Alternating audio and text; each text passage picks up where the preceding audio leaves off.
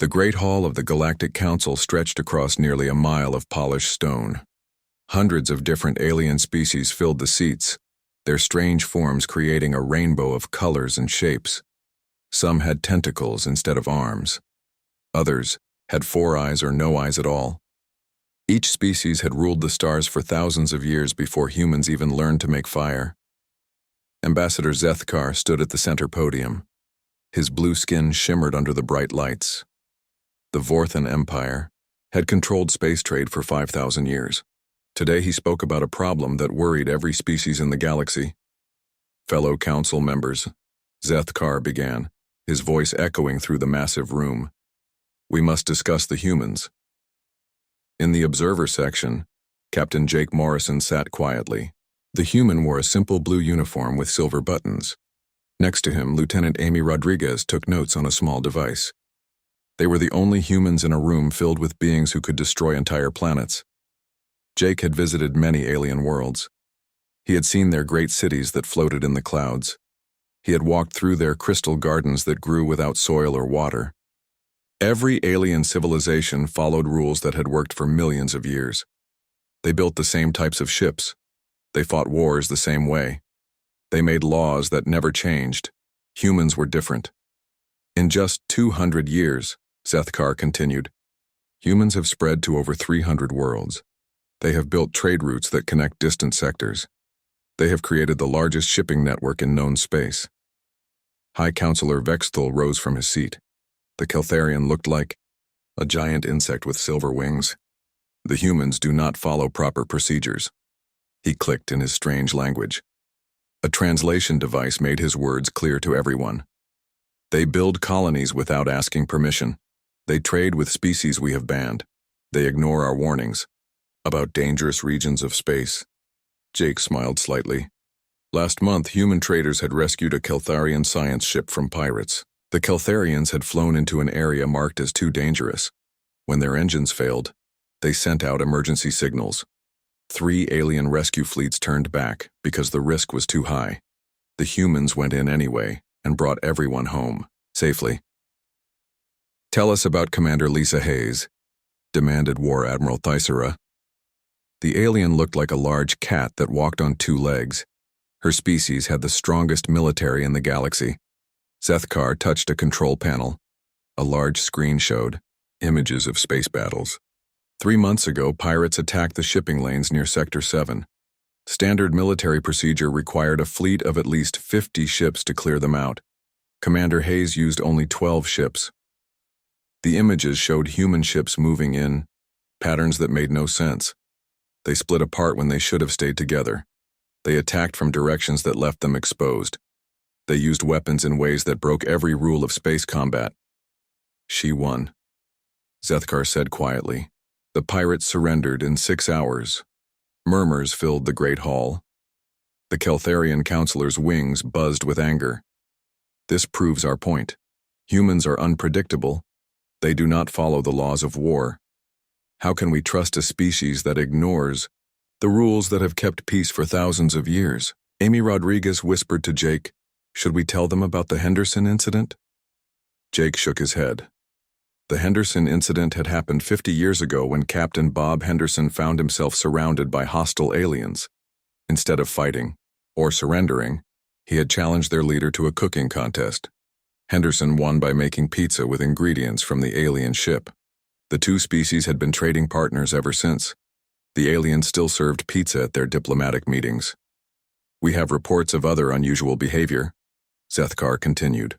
On the world of New Terra, humans built a city inside an active volcano. Engineers from 12 species said it was impossible. The city has been thriving for 30 years. On the water world of Aquatica, they created floating farms that move with the storms instead of fighting them. Our weather experts said the storms would destroy anything in their path. The human farms actually grow better crops during storm season. More images appeared on the screen. Human children played in environments that would kill most alien species. Human workers repaired equipment while hanging upside down in zero gravity. Human scientists conducted experiments that other species considered too dangerous to attempt. The most disturbing thing, Zethkar said, is their reaction to failure. When other species fail, they study what went wrong and follow safer procedures. When humans fail, they try again with different methods. They seem to view impossible situations as puzzles to solve. Jake remembered his first meeting with alien diplomats. They had presented him with a thick book of rules for proper conduct between species. The book contained protocols that had been used for thousands of years. Jake had read it carefully, then asked what they did when the rules did not work. The aliens had stared at him as if he had asked what they did when gravity stopped working. "We must make a decision," War Admiral Tysera announced. "Do we grant humans full membership in the Galactic Alliance, or do we limit their expansion before they become a threat to galactic stability?" The debate continued for hours. Some species wanted to welcome humans as valuable allies. Others wanted to contain them before they disrupted the established order. A few suggested that humans might be useful for solving problems that had stumped galactic civilization for centuries. Finally, the Council reached a compromise. They would send a fact-finding mission to human space. The mission would evaluate human military capabilities and recommend appropriate action. Jake stood as the session ended. He knew the real purpose of the mission. They wanted to test human strength. They wanted to see if humans would fight or submit when faced with superior force. As he walked toward the exit, several alien diplomats approached him. They asked polite questions about human culture and technology. Jake answered honestly, but he could see the calculation in their eyes. They were trying to understand an enemy. In the corridor outside the Great Hall, Jake activated his communication device. The message was brief and encoded, but Admiral Frank Carter would understand its meaning.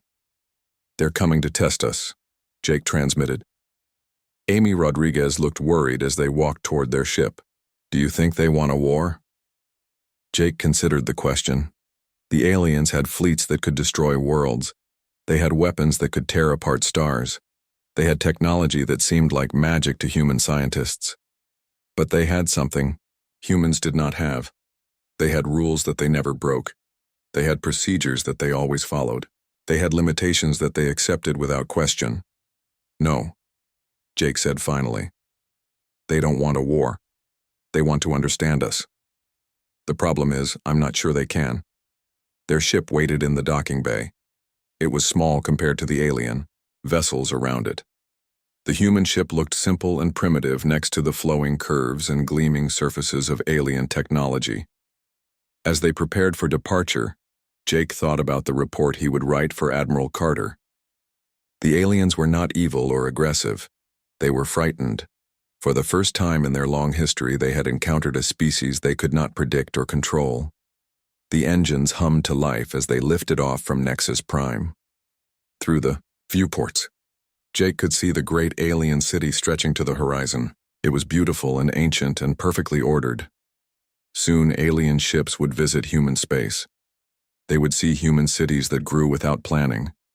They would meet human soldiers who broke every rule of warfare. They would encounter a species that treated the impossible as merely difficult. Jake smiled as they jumped to faster-than-light speed. The aliens wanted to test human strength. They would learn that human strength came from a very simple source. Humans never gave up. 3 months later, space around the colony world of New Austin filled with alien ships. The fleet was massive. 200 vessels from 12 different species hung in the darkness like glowing jewels. Each ship represented thousands of years of advanced technology and military experience. Colonel Danny Wright stood in the command center of New Austin Defense Station. Through the wide windows, he could see the alien fleet arranged in perfect formation. The ships looked beautiful and deadly. Their hulls gleamed with energy shields that could stop any known weapon. "Sir, we're receiving a transmission," reported Major Kate Sullivan from her position at the communications console. She was young for her rank, but she had proven herself during the pirate raids last year. "Put it through," Danny said. The main screen flickered to life. War Admiral Tysera appeared, her cat-like features serious and commanding. Behind her stood representatives from 11 other species. They wore the symbols of the most powerful military forces in the galaxy. "Colonial Commander Wright," Tysera began. "By authority of the Galactic Council, We order all human military vessels to stand down immediately. You will allow our inspection teams to board your ships and stations. You will provide complete access to your military technology and tactical databases. Danny looked around the command center. His staff waited for orders. They were outnumbered 100 to 1. The alien fleet could destroy their entire colony without breaking formation. Major Sullivan, Danny said calmly, please connect me to Captain Steve Miller on the Independence. The screen split to show Captain Miller on his ship's bridge. Steve was an old friend who had served with Danny during the Frontier Wars. His ship was one of only 6 human vessels in the system. Steve, did you hear the War Admiral's request? Danny asked. I heard it, Steve replied with a slight smile. What do you think? Danny considered the alien fleet. They expected humans to follow galactic military protocol. When faced with superior force, the proper response was immediate surrender followed by polite negotiations. I think, Danny said loud enough for the aliens to hear. They're welcome to try. The alien fleet commanders had expected many possible responses. They had prepared for human surrender, defiance, or attempts at negotiation. They had not prepared for what happened next. Captain Steve Miller's ship, the Independence, began to move. Instead of fleeing or attacking, it started performing maneuvers that made no sense. The ship rolled and twisted through space in patterns that should have killed everyone aboard. Sir, reported a confused Vorthan tactical officer, the human vessel is pulling 17 gravities in that turn. Their crew should be dead. War Admiral Thysera watched in amazement as more human ships joined the Independence. They moved like dancers in space, spinning and diving in ways that violated every principle of space combat. Lieutenant Commander Tony Garcia led a squadron of small fighters that launched from the defense station. His pilots included Sarah Lopez, Chris Johnson, and 12 others who had volunteered for what everyone called a suicide mission. But Tony's fighters were not attacking. They were playing. This is Sarah Lopez to Independence, came a cheerful voice over the communication channels. Watch this. Her fighter performed a barrel roll that brought her within meters of a massive alien battleship. The maneuver was so precise that she could have touched the alien vessel's hull. Then she pulled away in a spiral that defied physics. Nice one, Sarah, called Chris Johnson. But check this out. His fighter dove toward an alien cruiser, then pulled up at the last second and flew backward over the ship's bridge. Through the aliens' windows, they could see him waving. The alien commanders stared in shock. Human pilots were laughing over the communication channels. They treated the confrontation like a game. They performed stunts that should have been impossible, while chatting about Earth sports and weekend plans. Sir, reported a Keltharian sensor operator, I'm detecting massive gravitational stress on the human vessels. Their hulls should be tearing apart. But they're not, Thysera observed. The human ships continued their impossible dance through space. The real shock came when Chief Engineer Maria Santos, working from a hidden asteroid base, demonstrated humanity's approach to electronic warfare. While the alien fleet focused on the human ships, she quietly accessed their computer networks. The first sign of trouble was when the alien fleet commander's personal log began broadcasting on all frequencies. Thysera's private thoughts about her diet and exercise routine echoed across space. Every ship in both fleets could hear her complaints about the food on her flagship. Within minutes, 2 more alien ships suffered the same fate. Personal messages, shopping lists, and embarrassing medical records filled the communication channels. The hack was so complete that Maria had gained access to systems the aliens thought were impossible to penetrate. How are they doing this?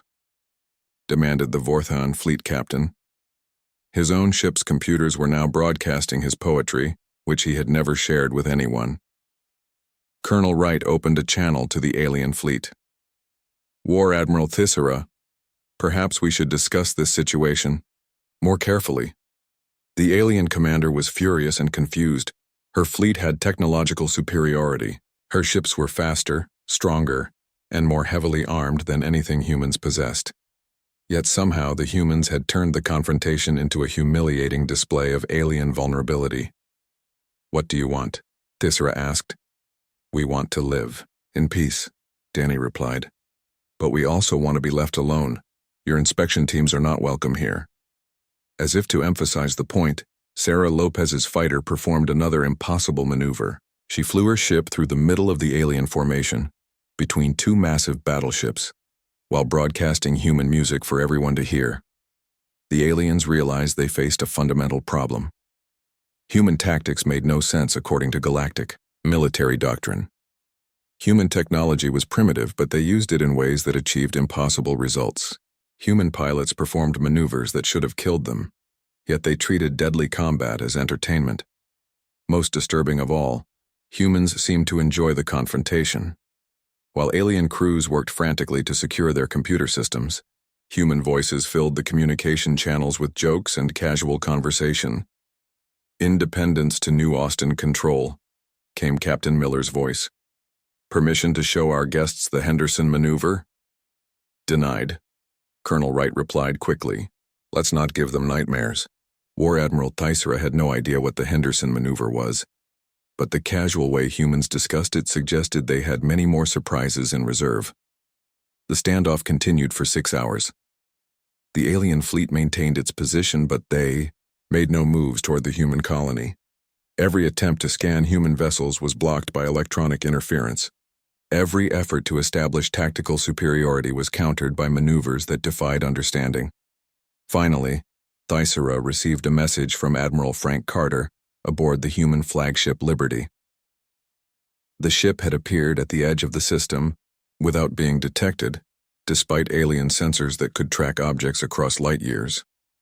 "War Admiral," Carter said politely, "I believe we need to talk." The alien commander looked at her tactical display. One human ship had somehow bypassed her entire fleet's sensor network. If it was carrying weapons, it could have destroyed her flagship before anyone knew it was there. "Very well," Tysera replied. "But I want to understand something first. How are your pilots surviving those maneuvers?" Captain Miller's voice answered from the Independence. "Practice, ma'am. Lots and lots of practice." "And the computer intrusions?" "Maria Santos is really good with computers," came another cheerful voice. "And your ship's arrival without detection?" Admiral Carter smiled on the screen. "Trade secret, I'm afraid, but I can tell you it involves a technique we learned from studying Earth dolphins." The alien commander stared at him. Dolphins were sea creatures from the human homeworld. What did marine animals have to do with faster-than-light travel? "I think," Tysera said slowly, "we have much to discuss." The alien fleet held position while their commander prepared to learn why no one in the galaxy dared confront the humans. The answer would change everything she thought she knew about warfare, technology, and the nature of civilization itself. The meeting took place aboard the human flagship Liberty. War Admiral Tysera brought her best tactical officers and computer specialists. They expected to find a primitive vessel with basic technology. Instead, they discovered something that challenged everything they knew about civilization. Dr. Alan Foster met them at the airlock. The human xenobiologist was shorter than most aliens expected, with graying hair and kind eyes. He wore a simple white coat covered with colorful patches from different human colonies. "Welcome aboard," Alan said cheerfully. "I hope the artificial gravity is comfortable for everyone. We adjusted it to match your home worlds." Tysera looked around the corridor. The walls were painted in warm colors. Artwork from dozens of human worlds decorated the spaces. Children's drawings hung next to complex scientific diagrams. Everything felt lived in and comfortable. "Dr. Foster," Tysera began, "we need to understand what we witnessed today. Your pilots performed maneuvers that should be fatal. Your computer expert penetrated systems that we consider impossible to hack. Your ships moved in ways that violate the basic principles of space combat." Alan nodded thoughtfully as he led them through the ship. "That's a good question. Let me show you something first." They passed through sections that amazed the alien visitors. The human ship had gardens where children played while their parents worked nearby. There were workshops where people repaired equipment and created art. The corridors buzzed with conversation and laughter. "This is a military vessel," pointed out Tysera's tactical officer, a crystalline being called Commander Vextal. "Where are your weapons bays, your tactical centers, your warrior quarters?" "Oh, we have all of those," Alan replied. "But we also have schools and restaurants and recreational facilities. Humans spend months or years on these ships. We need to make them feel like home." They entered the main hangar where Captain Ben Rodriguez was working on his fighter. The ship looked beaten and scarred. Parts of the hull were held together with what appeared to be metal tape. "Captain Rodriguez," Alan called out, "could you explain to our guests how you performed that maneuver earlier?" Ben looked up from his work. His hands were covered with grease, and he had a huge smile on his face. "Which one? The spiral dive or the backwards loop?" "The backwards loop," said the Keltharian intelligence officer. "Our computers calculated a 0% survival chance for that maneuver." Ben laughed. 0%? That's pretty good odds. For a Tuesday. Last week I flew through an asteroid field that your computers probably said was impossible to navigate. "How did you survive?" asked Thyssera. "Well," Ben said, wiping his hands on a cloth. "I didn't hit any asteroids." The alien officer stared at him. That was his entire explanation. He had survived because he had been successful. "But the calculations," insisted Commander Vextal. "The stress on your vessel, the gravitational forces on your body." "Yeah, it was pretty rough," Ben agreed. "But I've been through worse. During the Titan Station rescue, I had to fly upside down through a solar storm while carrying twice my ship's normal weight. That was tricky." Dr. Foster led them to the ship's medical bay. Dr. Linda Parker was examining a young pilot who had just returned from the confrontation with the alien fleet. The pilot was joking with the medical staff while sensors checked his vital signs. "Dr. Parker," Alan said, "could you explain human physiology to our guests?" Linda looked up from her. Patient. She was a small woman with red hair and an easy smile. "What would you like to know?" "How do your pilots survive the gravitational stress of their maneuvers?" asked Thyssera. "Training mostly," Linda replied. "Humans evolved on a high-gravity world with extreme weather. Our bodies are designed to handle stress that would kill most other species. We also trained from childhood to push our physical limits." She showed them medical scans of human pilots. Their bones were denser than alien bone. Their muscles were stronger. Their nervous systems reacted faster to danger.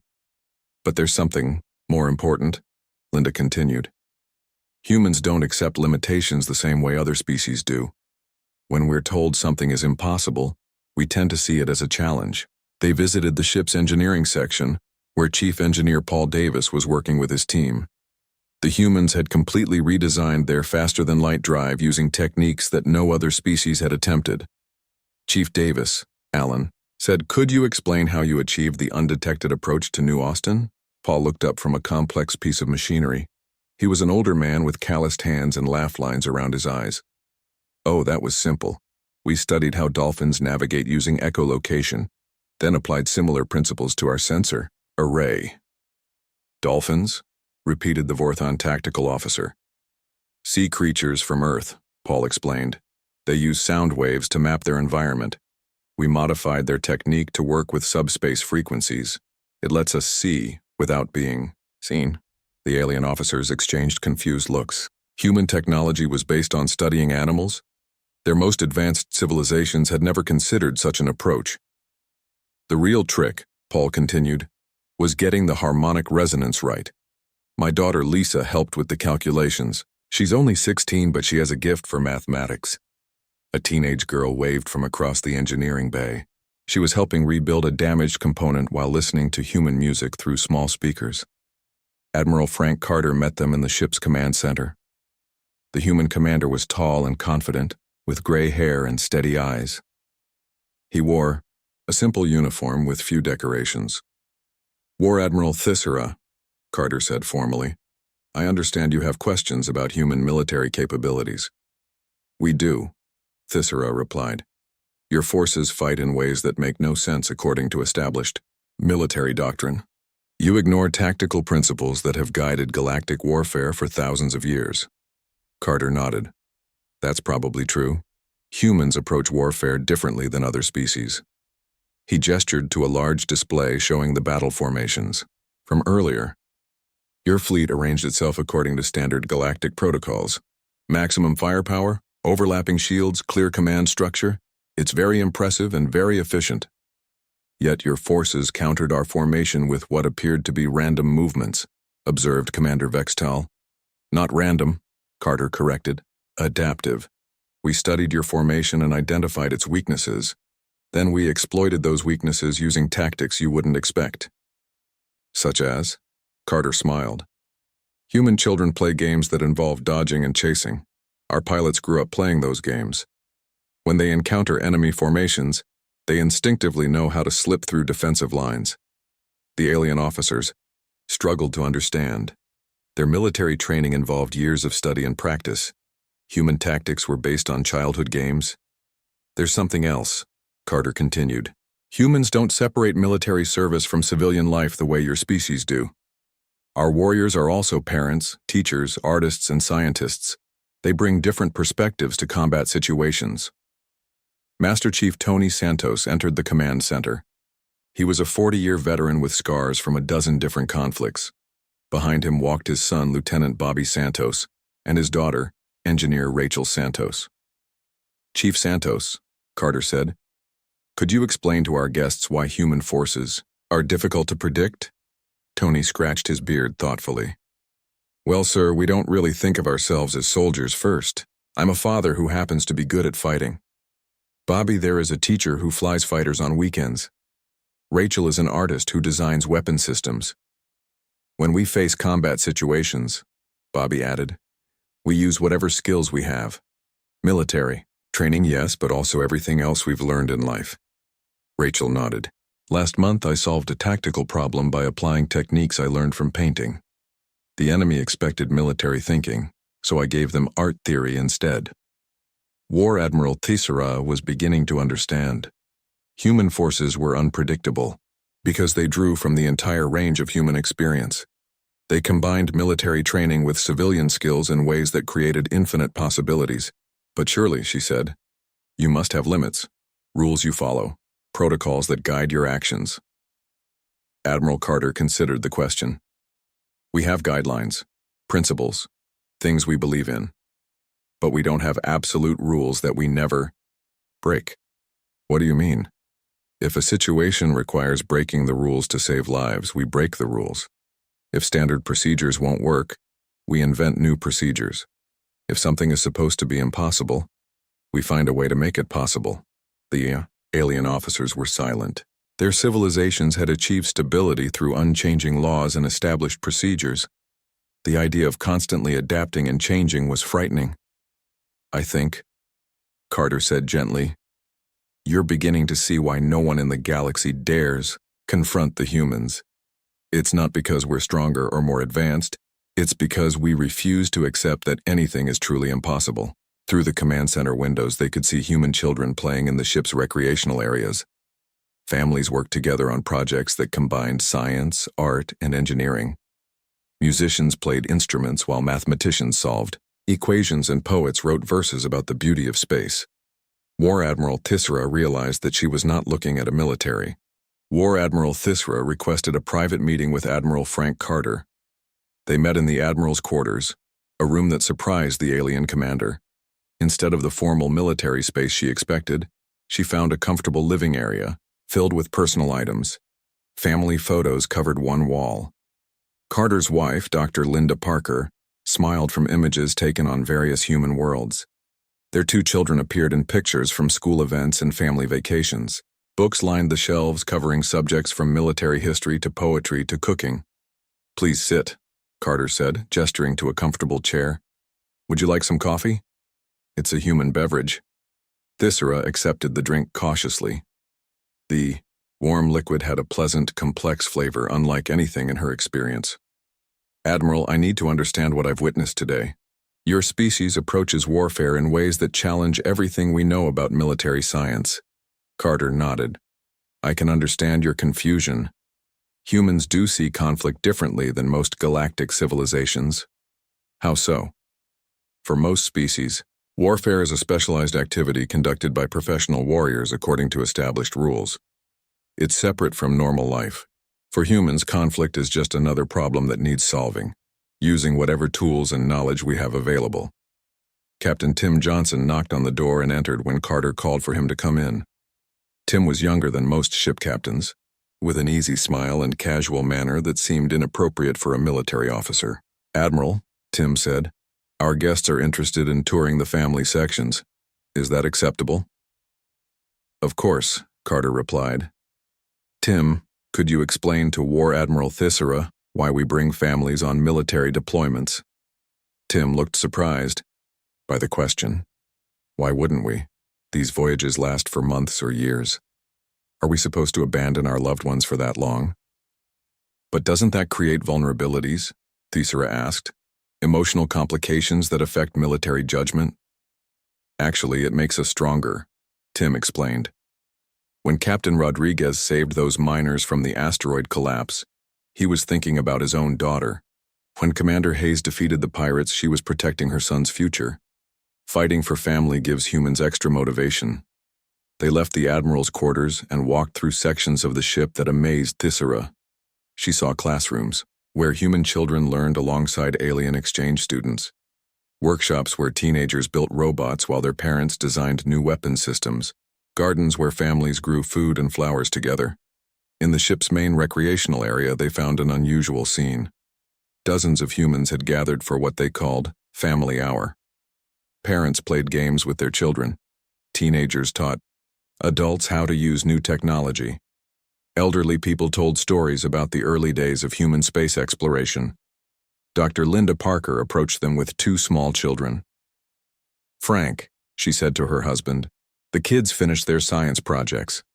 Would you like to see them? 8-year-old Emma Carter held up a device that looked like a simple toy. Daddy, I made a gravity detector. It can find hidden objects in space. Her brother, 10-year-old Jake Carter, showed off his own creation. I built a communication system that works through solid rock. We could use it for mining operations. Thyssera stared at the children's projects. Emma's gravity detector was based on principles that had puzzled galactic scientists for centuries. Jake's communication system solved problems that had stopped several mining operations on alien worlds. How? Thyssera asked quietly. Kids don't know what's supposed to be impossible, Linda explained. They just see problems and try to solve them.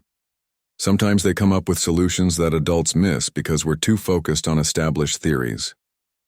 They visited the ship's engineering section, where Chief Engineer Paul Davis was working, with his team on modifications to the faster-than-light drive. His daughter Lisa, only 16 years old, was leading a discussion about harmonic frequencies. The problem with traditional approaches, Lisa explained to the adult engineers, is that they assume space is empty. But space isn't really empty. It's full of energy fields and particle streams. If we work with those forces instead of against them, we can achieve much better efficiency. Thyssera watched as the teenager taught concepts that challenged fundamental assumptions about physics. The adult engineers listened carefully and asked thoughtful questions. In her own military, such a scene would be impossible. Young people learned from their elders, not the other way around. Lisa solved our power distribution problem last month, Paul said proudly. She approached it like a music composition, balancing different frequencies to create harmony instead of interference. Music? Thyssera asked. Lisa plays several instruments, Linda explained. She applies musical principles to engineering problems. It gives her insights that pure technical training might miss. They moved to the medical bay, where Dr. Patricia Lee was treating a patient. The doctor was also Admiral Carter's sister and one of the ship's senior diplomats. She moved easily between her medical duties and her diplomatic responsibilities. The interesting thing about humans, Patricia said, while examining her patient, is that we don't specialize the way other species do. I'm a doctor, but I'm also a negotiator, a mother, and an amateur historian. When I treat alien patients, I use medical knowledge, but also cultural understanding and communication skills. Her patient was Lieutenant Mike Foster, a pilot who had been injured during training exercises. Instead of lying quietly, he was discussing tactical modifications with other crew members who had gathered around his bed. Mike had an idea for improving our fighter formations, Patricia explained. He developed it while recovering from his injuries. Sometimes being forced to slow down gives you new perspectives on old problems. I was watching how the medical scanners move around my body, Mike said. They follow patterns that maximize coverage while minimizing energy use. I thought we could apply similar patterns to fighter squadrons. Thisera was beginning to understand that human military effectiveness came from their refusal to separate different aspects of life. Their warriors were also parents, scientists, artists, and teachers. Their children contributed ideas that challenged adult assumptions. Their wounded continued to innovate from their hospital beds. The tour continued to the ship's workshop areas, where Sergeant Nick Williams was teaching a mixed group of adults and children how to repair equipment. Nick was a combat veteran who had served in some of the most dangerous conflicts in human space. The key to fixing anything, Nick explained while demonstrating tool techniques, is understanding how it's supposed to work, and then figuring out why it's not working that way. But what if you don't understand how it's supposed to work? Asked a 12-year-old girl. Then you experiment, Nick replied with a grin. You try different things until something works. Sometimes you discover better ways of doing things by accident. A Vorthan maintenance drone would never experiment with unknown technology. It would follow programmed procedures until the problem was solved or the equipment was declared beyond repair. The idea of learning through trial and error was foreign to most galactic civilizations. Sergeant Williams, Thisera said, don't your people ever worry about the risks of constant experimentation? Sure, Nick replied, but we worry more about the risks of not trying new things. The universe is always changing. If we don't change with it, we'll be left behind. As the tour concluded, Thisera found herself in the ship's main observation lounge. Human families gathered there to watch the stars and share stories about their travels. Children played games that simulated space exploration while their parents discussed plans for new colonies. Admiral Carter joined her at the large viewing window. Outside, the stars stretched to infinity, cold and distant and beautiful. War Admiral, Carter said quietly, I think you're beginning to understand what makes humans different. I am, Thisera replied. Your people don't see military service as separate from civilian life. Your warriors are also fathers and mothers and teachers and artists. Your children contribute to military planning. Your wounded continue to innovate. That's part of it, Carter agreed. But there's something more fundamental. Humans don't accept that anything is truly impossible. When we encounter problems that seem unsolvable, we assume there must be a solution that we haven't discovered yet. But that leads to chaos, unpredictability. How do you maintain order? Carter smiled. We don't maintain order the way other species do. We create flexible systems that can adapt to changing circumstances. We train our people to think independently while working toward common goals. And if someone makes a mistake, then we learn from the mistake and try something different. Humans have a saying, failure is not falling down. Failure is staying down. Thisera watched human children playing games that involved building structures, then deliberately knocking them down and building them again in new ways. The children laughed when their constructions fell apart. They treated failure as part of the learning process. Your species, she said slowly, views the impossible as merely difficult. Exactly, Carter replied. And that's why no one in the galaxy dares confront us. Not because we're invincible, but because we never stop trying to find solutions. We adapt, we improvise, we overcome. The Galactic Council fleet withdrew from New Austin without firing a single shot. War Admiral Thisera returned to her flagship with her mind full of disturbing thoughts. She had encountered something that challenged every assumption about civilization, warfare, and the nature of intelligent life. In her private quarters, Thisera began writing the most important report of her career. Her words would reshape how every species in the galaxy thought about the young race called humans. She worked for 3 days, writing and rewriting, trying to capture the impossible things she had witnessed. Commander Rick Stone, the fleet's intelligence analyst, helped her prepare the final document. Rick was a careful officer who had studied alien civilizations for 20 years. He had never encountered anything like the humans. War Admiral, Rick said as they reviewed the report, some of these conclusions will be difficult for the Council to accept. We're basically saying that humans represent a completely new type of civilization. That's exactly what we're saying, Thisera replied. And that's why this report must be accurate. The Council needs to understand what we're dealing with. The report began with a simple statement that would become famous throughout galactic civilization. Humans possess what can only be termed aggressive adaptability, the ability to treat any situation, no matter how dire, as a problem to be solved rather than a fate to be accepted. Rick had spent hours analyzing human tactical data. Their military formations make no sense according to established doctrine, he told Tissera. But they work because humans don't think like other species. They see weaknesses where we see strengths, and opportunities where we see obstacles. The report included detailed analysis of human technology. Human ships were primitive compared to galactic standards, but humans used them in ways that achieved superior results. Their weapons were simple, but their tactics were impossible to predict. The most disturbing factor, the report continued, is that human unpredictability appears to be unlimited. They draw inspiration from children's games, animal behavior, artistic principles, and accidental discoveries. Their entire civilization is based on the assumption that better solutions always exist. 3 weeks later, the report reached the Galactic Council on Nexus Prime. The massive document was classified at the highest levels, but copies quickly spread throughout galactic civilization. Military academies studied it. Diplomatic corps analyzed it.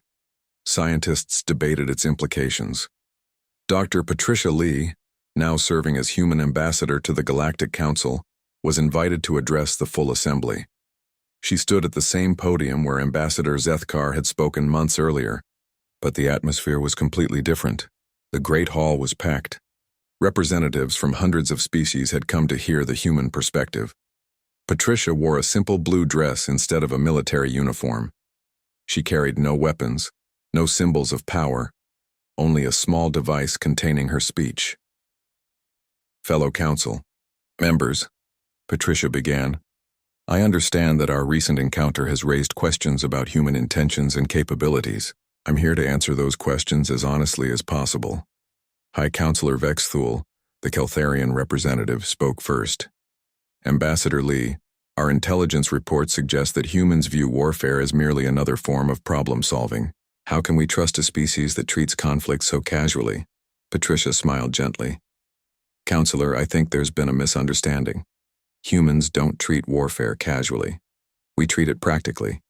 When conflict becomes necessary, we approach it the same way we approach any other challenge, by using every tool and technique available to achieve the best possible outcome. But you ignore established military protocols, protested War Admiral Tissera, who had been invited to attend the session. We don't ignore them, Patricia replied. We study them, understand them, and then decide whether they serve our purposes. If they do, we use them. If they don't, we develop better approaches. She activated her device and images appeared on the Great Hall's main screen. They showed human colonies, ships, and settlements throughout galactic space. Let me tell you about Corporal Alex Martinez, Patricia said. 6 months ago, Alex was leading a rescue mission when his equipment failed in a dangerous asteroid field. Standard procedure called for immediate withdrawal. Alex instead built a functional communications array from spare parts and civilian electronics. The images showed Alex working with damaged equipment, using pieces from a coffee maker, a child's toy, and a broken scanner to create a device that saved 37 lives. This kind of improvisation is normal for humans, Patricia continued. We don't see it as remarkable. Alex saw a problem and solved it using available resources. That's what humans do. Ambassador Zethkar rose from his seat. But such behavior makes you unpredictable. How can we negotiate treaties with a species that might change its entire approach without warning? We don't change our approach without warning, Patricia explained. We adapt our methods to achieve consistent goals. Human goals haven't changed in centuries. We want to explore, to learn, to build better lives for our families, and to help others do the same. She showed them images of human history, wars and disasters, but also incredible achievements. Cities rising from ruins, technologies emerging from accidents, species surviving extinction events through pure determination. Humans have faced nuclear annihilation and chose to use that same technology to power our civilization.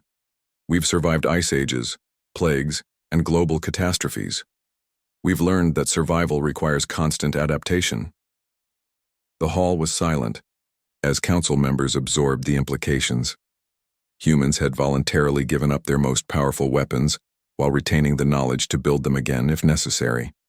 They had turned instruments of destruction into tools of creation.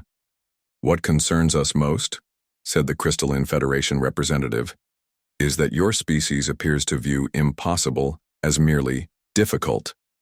This suggests unlimited ambition." Patricia laughed softly. "Not unlimited ambition, unlimited curiosity. When someone tells us something can't be done, our natural response is to wonder why not. Usually we discover that it can be done, just not in the way people expect." She told them about the early human space program. Scientists had said that faster-than-light travel was impossible, according to known physics. Human engineers had responded by finding unknown physics. They had studied everything from dolphin echolocation to music theory to discover new principles. "The thing about humans," Patricia continued, "is that we don't accept limitations as permanent. We see them as temporary obstacles that we haven't figured out how to overcome yet." Commander Vexitel asked, "But what happens when you encounter truly impossible situations?" "We haven't found any yet," Patricia replied simply. The statement sent murmurs through the Great Hall. Every other species in the galaxy had encountered limitations they couldn't overcome, technologies they couldn't develop, problems they couldn't solve. Only humans seemed to believe that every obstacle was temporary. The debate continued for hours. Species after species asked questions about human intentions, capabilities, and limitations. Patricia answered each question with examples from human history and philosophy. Finally, the council reached its decision. They would draft Resolution 847C, which became known throughout the galaxy as the Human Clause. The resolution acknowledged that humans were unlike any other known species and required special consideration. The resolution stated, "While humans are welcome in galactic civilization, any species contemplating military action against them should first consider whether they are prepared for an enemy that views impossible as merely difficult and certain death as poor odds that will work around somehow." The vote was unanimous. 6 months later, Ambassador Patricia Lee sat in a small restaurant on Earth, reading the resolution to a gathering of human colonial leaders.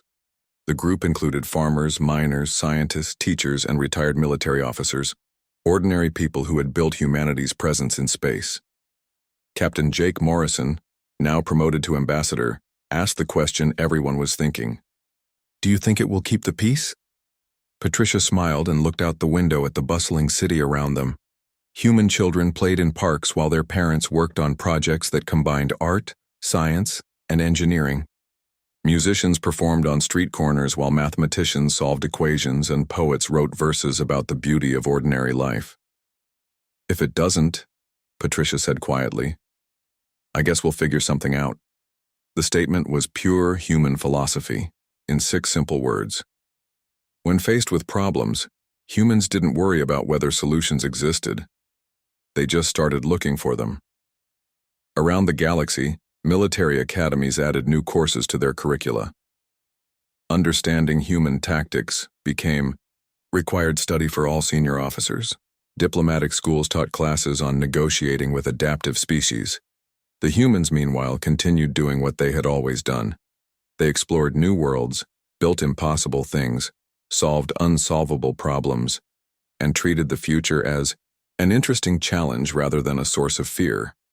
No one in the galaxy dared confront them anymore, not because humans were invincible, but because they never stopped trying to find better ways to do everything. In a universe full of species that had accepted their